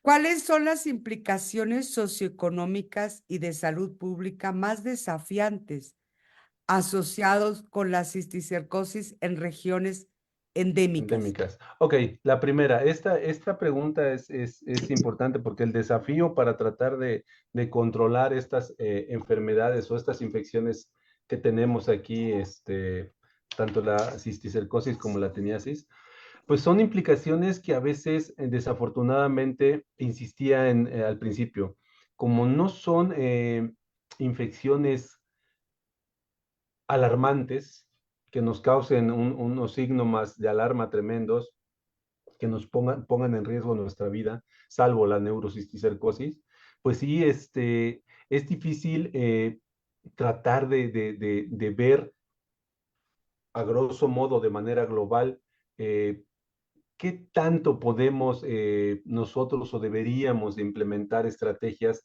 que por supuesto lleven la parte económica para eliminar este tipo de infecciones. No comenté hace rato, pero por ejemplo, los casos, al menos en nuestro país, de neurocisticercosis y de teniasis, en promedio se reportan, en las instituciones de salud que llevan datos epidemiológicos entre 500 y 400 casos. O sea, si ustedes ven, o sea, no son muchos los casos que tenemos anuales oficialmente. Y si además aumentamos la parte de que no son alarmantes los síntomas o no es alarmante la mortalidad o la morbilidad que nosotros tenemos con estas infecciones, sí es complicado como definir. No quiero demeritar, y eso es muy a título personal, no quiero demeritar lo que está haciendo la OMS, la OPS y la Secretaría de Salud, que están trabajando muy, muy fuerte. Al contrario, aplaudo los esfuerzos que están haciendo para llevar a cabo este tipo de estudios que les presenté a partir de 2018, en donde están enfocándose en ver cuáles son los municipios de todo nuestro país para tratar de inyectar recursos para implementar estrategias para reducir lo que es este tipo de infecciones. Eso es bien importante. ¿Por qué? Porque al final de cuentas, si nosotros nos enfocamos en estos municipios y le inyectamos recursos que realmente se apliquen para lo que es, yo creo que es importantísimo y va a ser a corto plazo, tendríamos resultados muy interesantes para que estos casos, que son, insisto, son muy pocos los registrados, yo creo que puede haber más, pero como no son alarmantes, pues no les damos la importancia a nosotros como población. Entonces, sí implica mucho el hecho de inyectar. ¿Cuál es el desafío? Seguirlo haciendo, seguirlo haciendo. ¿Qué tanta cantidad? No lo sé porque hay cosas o enfermedades más importantes que se deben de atacar.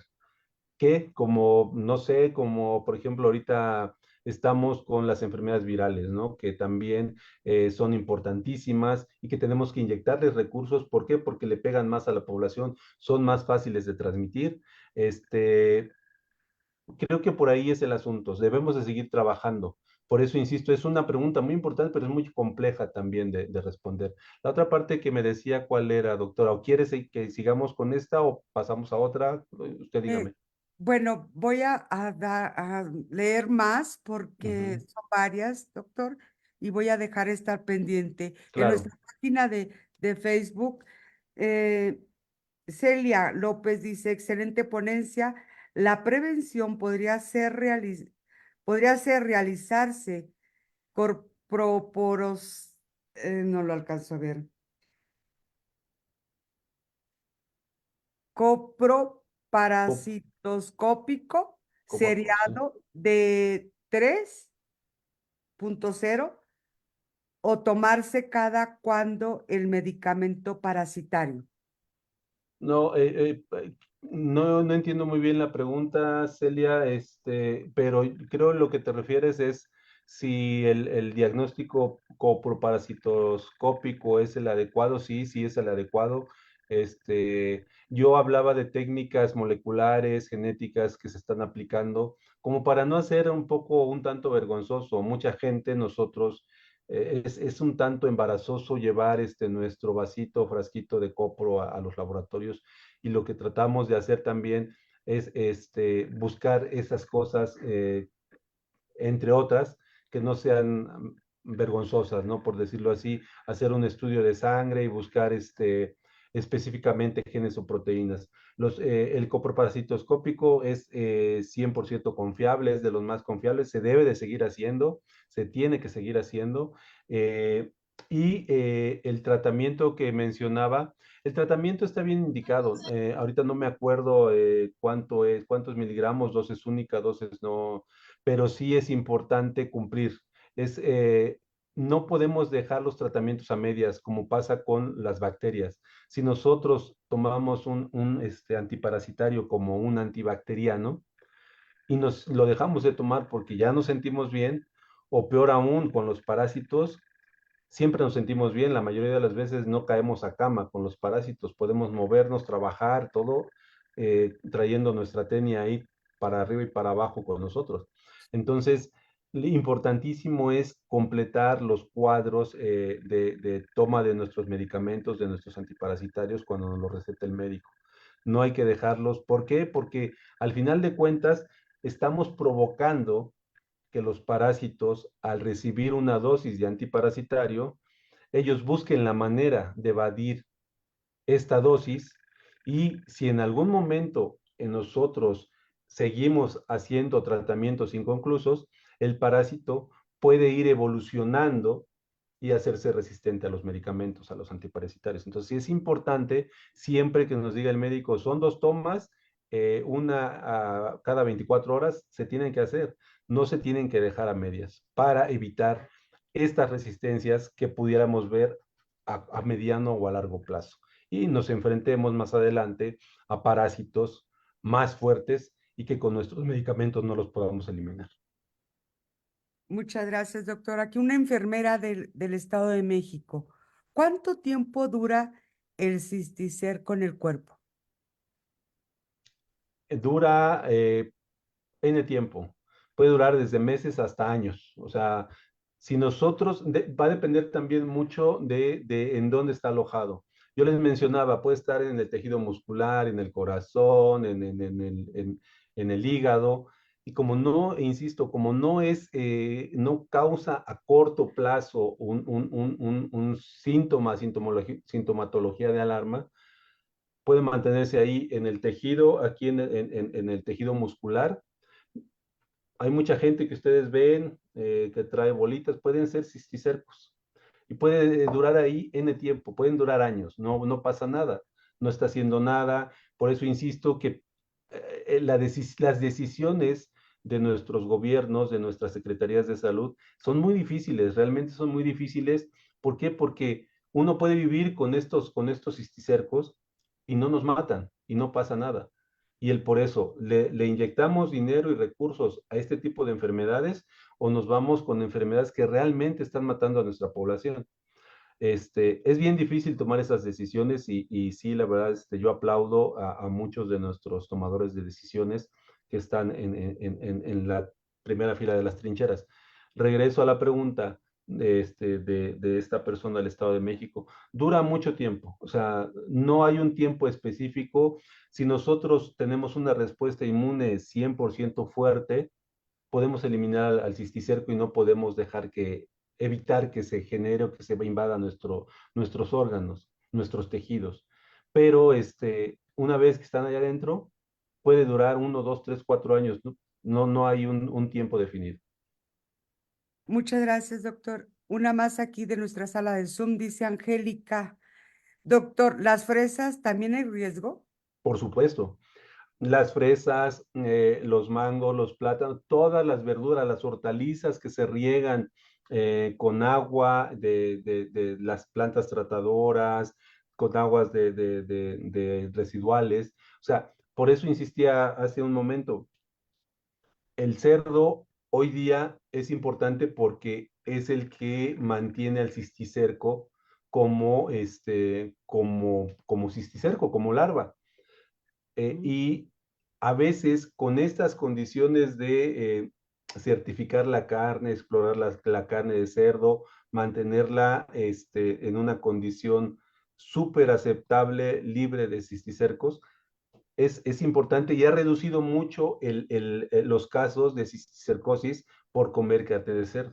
Porque las secretarías de salud están tratando de que la carne de cerdo sea certificada, toda la que se vende, inclusive en las carnicerías no sé, de alguna zona rural, tratar de hacer eso. Sin embargo, recordemos que nosotros, si estamos infectados o los cerditos están infectados, pueden andar defecando por todos lados. Y al defecar por todos lados puede contaminar aguas. Recuerden, les decía, los huevecillos del cisticerco pueden salir millones, de millones por millones. Por supuesto, muchos se van a morir, pero muchos otros van a andar ahí en la tierra, el aire, las ventoleras los levantan, se van a las frutas, a las hortalizas, a las fresas, sobre todo las fresas, el arroz, todas las hortalizas y los frutos que están a ras de agua, que están en contacto directo con el agua, son todavía en donde tenemos que poner más y especial cuidado de lavarlos bien, clorarlos, las uvas, todas estas alimentos, no nada más por el simple hecho de que son regados con ese tipo de aguas. Hay que pensar también en una cadena muy grande que es quién los manipula en las centrales de abastos, cuánta gente no los levanta, si están infectados. Recordemos que tenemos manitas que no nos lavamos, que vamos al baño, o que incluso los campesinos no tienen baño, o los que levantan los cultivos, no se lavan y así se van, les dan una media lavada y nos vamos. O sea, es una cadena de potencial contaminación tremenda que, insisto, fresas, todas las frutas, todo lo manosean, perdón por esta palabra, pero todo lo manipulan más bien, mucha gente.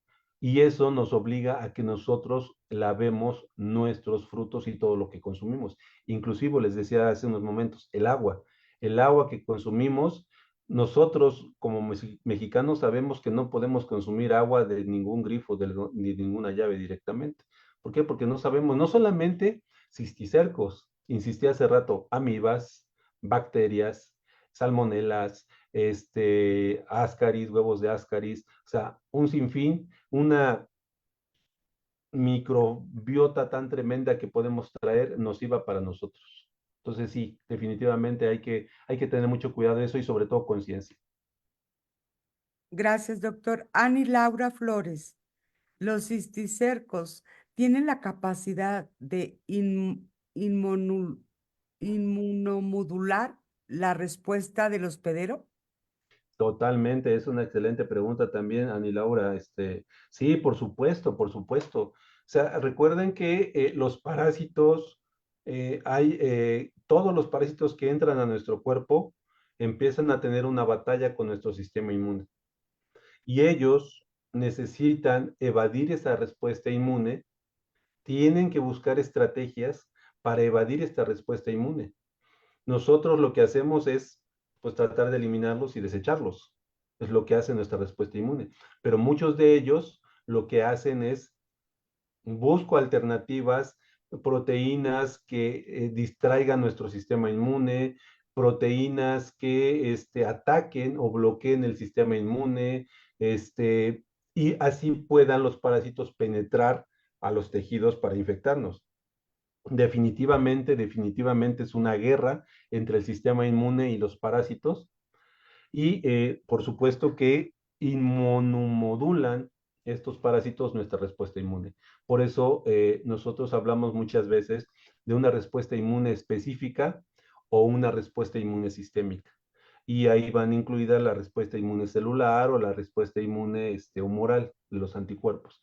Pero sí, también muy, muy buena pregunta, Ani Laura. Gracias por ella y espero haberte contestado. Una más de ella, doctor, y dice, en algunas comunidades he observado cisticercosis muscular. ¿Esos nódulos son dolorosos para el paciente? Podrían serlo, insisto, nuevamente ligado a lo que decía Ani Laura de la inmunomodulación. Si nosotros, no va a ser lo mismo que una persona joven de una edad entre 20 y 40 años tenga estos cisticercos y su respuesta inmune sea robusta, aunque ya tenga la cisticercosis muscular, probablemente va a aguantar más el estado fisiológico también de la persona, probablemente va a aguantar más el dolor, a lo mejor no va a tener tantos nódulos porque su sistema inmune eliminó antes de que el cisticerco llegara al tejido muscular, eliminó al parásito y no llegaron diferentes. Diferente puede ser, como todas las enfermedades y todas las infecciones, que estos cisticercos ataquen a un niño o a una persona adulta. Adulta me refiero de la tercera edad. Entonces, ahí sí es donde el dolor puede ser más intenso. ¿Por qué? Porque la respuesta inmune no está tan robusta en los niños o al contrario, en los adultos mayores ya bajó la robustez de esa respuesta inmune. Entonces va a permitir que haya mayor cantidad de cisticercos musculares y que esto pueda provocar una sintomatología más alarmante en esas personas que en esta persona tiene un sistema inmune más robusto. Muchas gracias, doctor. Vamos a ir cerrando. Aquí hay otra pregunta en nuestra sala de Zoom. Dice, ¿cuántas ramas uterinas tiene un proglotide grávida? Mónica Cardoso. Mónica, gracias. Las ramas uterinas de la tenia saginata, les decía, son de 10 a 15, más o menos, a veces 10, a veces 15. ¿De qué va a depender? De cómo, o sea, por supuesto va a depender la genética del parásito. Si ya trae una carga genética que le diga, tú vas a tener 15 ramas o no. Eso puede ser una de las respuestas de las ramas uterinas. La otra es que al adquirir los nutrientes de la persona en donde está infectando, la proglótide si adquiere más recursos, por supuesto, más nutrientes, pues por supuesto va a ser más robusta y las ramas uterinas pueden desembocar en mayor cantidad. Y eso no va a hacer diferencia en una proglótide que está grávida con una proglótide que no está grávida. La cantidad de ramas uterinas va a ser la misma. Sin embargo, aquella proglótide que obtuvo más nutrientes potencialmente va a ser más capaz de generar más huevecillos que aquella que no tiene menos nutrientes. Pero la cantidad de ramas uterinas no va a ser independiente de ninguna otra cosa que no sea la parte genética y la parte de adquisición de nutrientes. Muchísimas gracias, doctor. Y bueno, creo que con esta cerramos. Quedaron muchas pendientes, pero dice, doctor Alejandro, excelente el estudio. Le escribo desde Calamar, Chile, y es el licenciado Luis Rojas. Gracias. Eh, Gracias, licenciado Luis Rojas, un placer y está mi correo, cualquier cosa, cualquier duda, cualquier acercamiento, con gusto les podemos ayudar y muchos saludos por allá a su país, a su lindo país. Aquí para cerrar, esta dice, ¿son recomendables los 6 o Vermox porque son unidosis? Sí, sí son recomendables, son unidosis. La cantidad de medicamento que traemos ahí, pues es el suficientemente clínicamente probado para eliminar entre estos parásitos otras especies de parásitos. Son buenos, yo creo que sí se pueden tomar. Este, mi indicación, yo creo que al menos de estos, sí se pueden usar. Muchas gracias, doctor. Si nos permite, vamos a hacerle entrega. ¿Me podría, por favor, mandarme esa imagen para Esta nosotros, imagen de, sí, para nosotros publicarla en nuestra página? ¿Me la podría claro, mandar? sí, sí, claro que sí, por Sí. supuesto, sí, ahorita se la mando. Bueno, si me permite, vamos a hacerle entrega de manera virtual de un reconocimiento y les recordamos que mañana cerramos esta gran semana. Y es con el doctor Miguel Ángel Sánchez Alemán y Chagas congénito. ¿Es posible su eliminación? Mañana cerramos a las 6 de la tarde. Y como puede ver, ha sido una semana, híjole, realmente enriquecedora para todos, doctor. Y me permito hacer la entrega de Sí, manera sí, virtual. sí. Y a nombre de la Muy, Asociación Nacional de Promotores y Educadores para la Salud, otorga el presente reconocimiento al doctor Alejandro Alvarado Delgado, investigador en ciencias médicas del Grupo de Investigación y Docencia Resistencia Antimicrobiana, por su excelente participación en la conferencia Cistecircosis, conociendo un parásito muy puerco, en la semana de enfermedades desatendidas, avances, retos y pendientes en salud pública, del 22 al 26 de abril, en su modalidad virtual. Hoy, 25 de abril del 2024. Y firma la tesorera de la mesa directiva de AMPES, la licenciada Araceli Flores Reyes, y su servidora.